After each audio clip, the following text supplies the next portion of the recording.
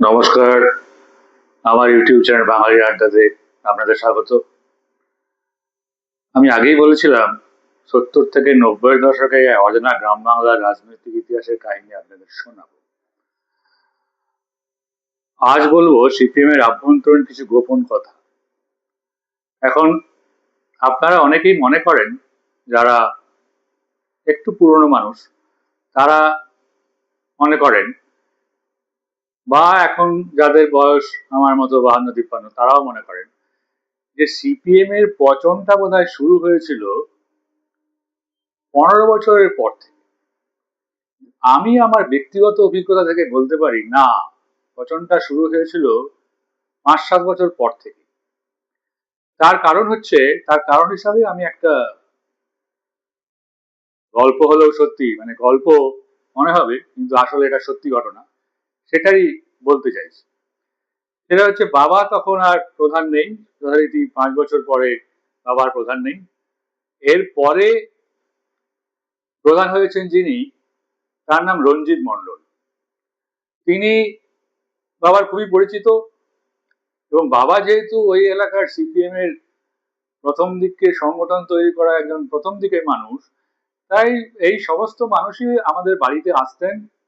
রঞ্জিত মণ্ডলও এসেছেন, তাকেও আমি দেখেছি। তার সুভদ্র বেশ, ধুতি পাঞ্জাবি পরা একটি মানুষ। তিনিও পেশায় শিক্ষক। তিনি বাবার পরে প্রধান হন, এবং তার দাদা শৈলেন মণ্ডলও আমাদের বাড়ি আসতেন। আরো অনেক নেতা নেত্রীরা তো আসতেন। তো সেখান থেকে একটা ওই 5-7 বছর পরেই, 7 বছর পরেই, 7-8 বছর পরেই একটা কথা প্রায় চালু হয়ে গেছিল। সেটা হচ্ছে, ওপরে ভগবান, নিচে অঞ্চল প্রধান। কেন হয়েছিল সেটা একটু জানা দরকার।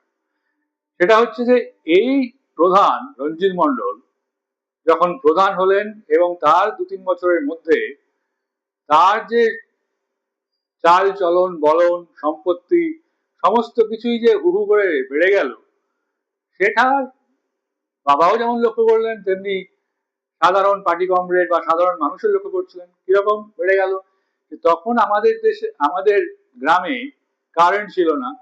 গোবর গ্যাস দিয়ে তিনি আলো জ্বালাতে শুরু করলেন। বিশাল একটা প্রাসাদোপম বাড়ি তৈরি করলেন পাথর পুকুরে, পাত্র পুকুর বা বাকাটি যেখানে তিনি থাকেন।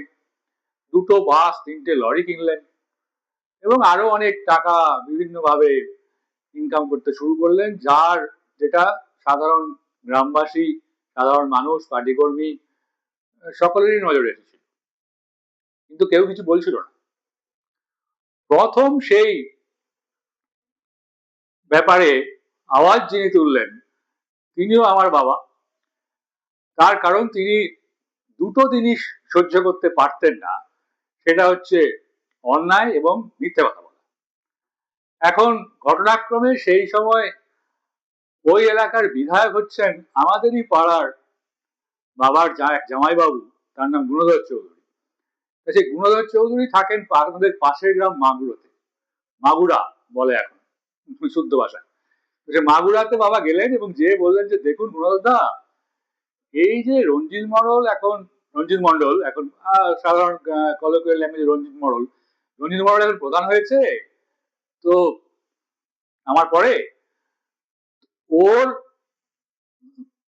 যে ব্যক্তিগত সম্পত্তি, যা জানি আমি, যে ও একটা স্কুলের টিচার, ওরও কিছু জমি জায়গা আছে, আমিও একটা স্কুলের টিচার, আমার কিঞ্চিত ওর থেকে আমি খোঁজ নিয়ে জেনেছি যে একটু বেশি জমি জায়গা আছে।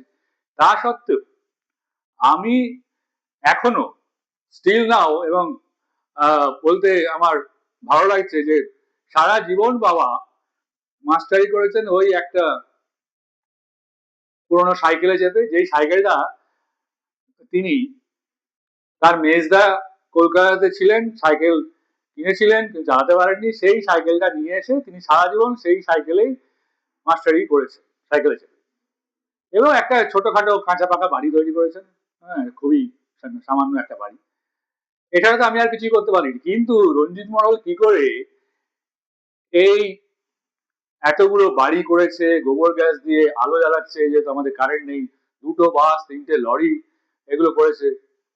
তো এটাকে আপনি কি বলবেন? এটা তো ঠিক ঠিক হচ্ছে না।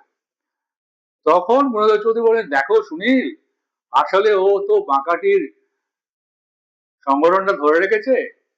তখন বাবার মাথাটা ঈষৎ গরম হয়ে যায় এবং উনি বলেন যে, দেখুন গুণধরদা, আপনি তো আমাদের এলাকার বিধায়ক, ঠিক আছে, কিন্তু আপনি অনেকটাই অনেক অনেক কিছু জানেন না। সেটা হলো যে আমি তো ক্যালকাটা ইউনিভার্সিটিতে পড়াশোনা করেছি।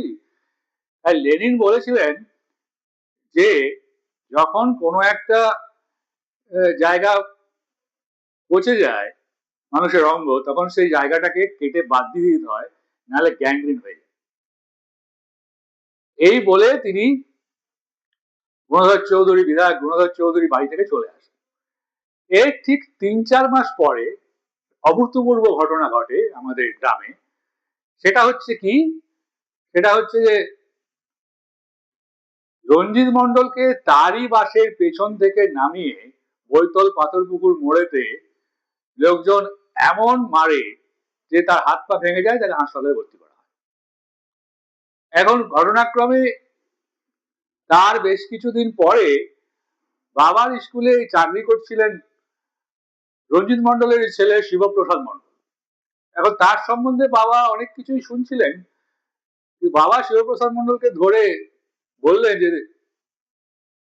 দেখো শিবপ্রসাদ, তোমার সম্বন্ধে আমি অনেক কথাই শুনছি অনেকের মুখে, কিন্তু আমি তোমার কাছ থেকে জানতে চাই যে তোমার বাবার এরকম একটা প্রাসাদোপম বাড়ি থাকতে তুমি বিয়ে থা করে তোমার বাবার বাড়ি ছেড়ে কেন একটা ভাড়া বাড়িতে এসে উঠেছো?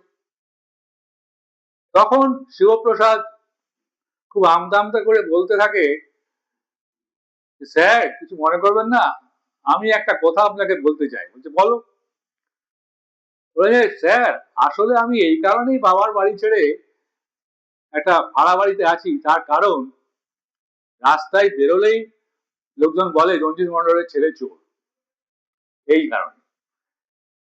এরও কিছুদিন পরে আমি তখন কলকাতায় পড়াশোনা করি, সেই সময় যখন গ্রামে গেছি, তখন বাবা একদিন আমাকে বলে যে, দেখ, আমি কিন্তু তোর জন্য এই চুরি চামারি করে বেশি টাকা রেখে যেতে পারবো না। তার কারণ হচ্ছে যে রঞ্জিত মন্ডলের ছেলে যা বলেছে, আমি আমি ঠিক শেষে বললাম না, আমি যেটা বললাম সেটা হচ্ছে যে সেটা দরকার নেই। কারণ তারও কিছুদিন পরে যখন বাবা বলা যেতে পারে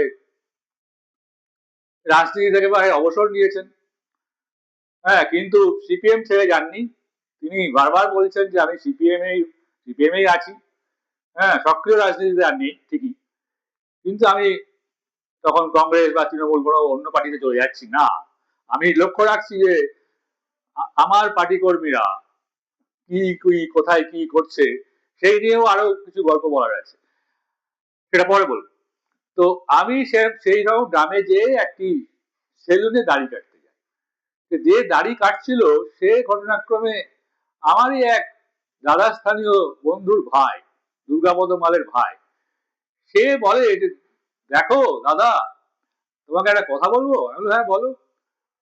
বলছে, আমি দেখিনি রাজনীতি করতে, কিন্তু লোকের মুখে মুখে শুনেছি যে উত্তরপাড় অঞ্চলে একজনই রাজনীতি করতেন, তার নাম সুনীলবাবু। হ্যাঁ, এবং তিনি কোন রকম দুর্নীতিকে প্রশ্রয় দিতেন না, নিজেও দুর্নীতিগ্রস্ত ছিলেন না, হ্যাঁ, এবং সদা সবসময় সত্যি কথা বলতেন। এবং সেও বললো একটা কথা যেটা আমার আজও কানে বাজে, যে সত্যি তো সবসময় অপ্রিয় হয়, অপ্রিয় সত্যি কথা বলতেন। ওই 20 বছরের ছেলেটি আমাকে এটি বলেছিল। তো এতে করে আমার মনে হলো যে বাবার যে কর্মকাণ্ডের ফলে বাবা যে সম্মানটা পায়, সেটাও গ্রামে কিঞ্চিত আমিও পেতাম। তার কারণ হচ্ছে বাবার এই অপ্রিয় সত্যি কথা বলা এবং এই দুর্নীতিগুলো সম্বন্ধে আওয়াজ তোলা প্রথম থেকেই। সেগুলো আরো যে যে ঘটনাগুলো আছে সেগুলো আমি একে একে বলতে থাকবো। আজকের পর্বটি আমি এখানেই শেষ করছি। এখন আমার এই ভিডিওটি যদি আপনাদের ভালো লেগে থাকে তাহলে এই চ্যানেলটি সাবস্ক্রাইব করবেন, কমেন্ট ও শেয়ারও করতে পারেন।